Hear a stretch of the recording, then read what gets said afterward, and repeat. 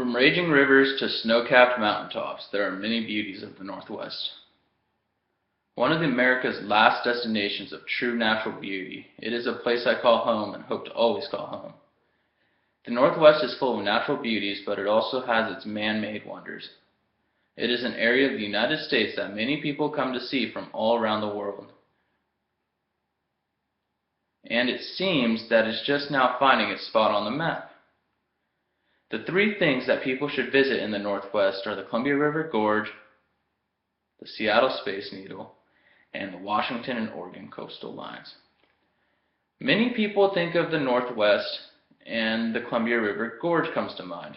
A very treacherous yet beautiful piece of scenery, the gorge is a place that one should admire but also respect.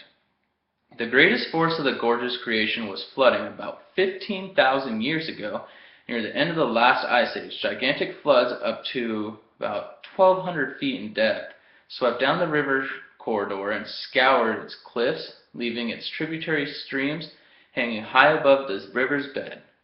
Today, many streams cascade down the cliffs, creating one of the world's greatest concentrations of waterfalls.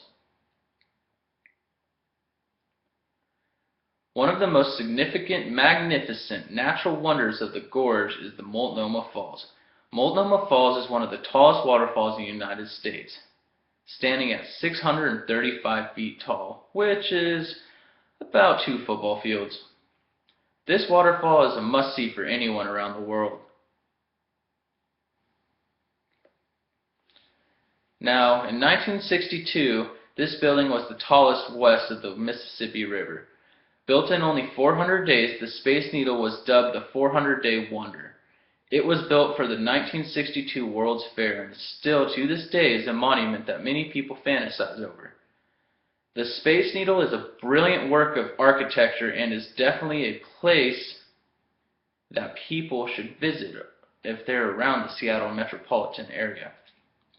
The needle pierces our sky at 605 feet tall and includes a restaurant that revolves around 500 feet.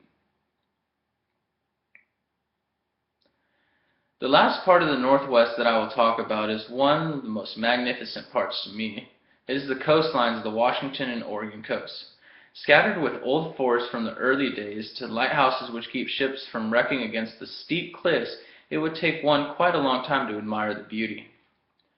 Sitting on top of 200-foot cliffs stands a lighthouse on what is known as Cape Disappointment. Cape Disappointment was named by an English explorer by the name of John Meares after he missed an entrance to the Columbia River. This area was later explored by the great William Clark and Meriwether Lewis on their final push of exploration. Today, this area is known as Cape Disappointment State Park, and it offers 27 miles of ocean beach, 2 lighthouses, hiking trails, and the Lewis and Clark Interpretive Center. I have had the opportunity to camp in this park, and it was one of the best experiences of my life. The views were to die for, and the hikes were amazing. It also is home of Fort Clapsett, which bears old cannons from the Lewis and Clark area. Another great area to visit on the Oregon coast is where Haystack Rock lies, and also a shipwreck.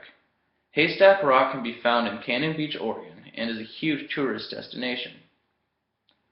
The shipwreck is Fort Stevens, just outside of Astoria, Oregon. The ship was named the Iredale and wrecked on October 25th of 1906.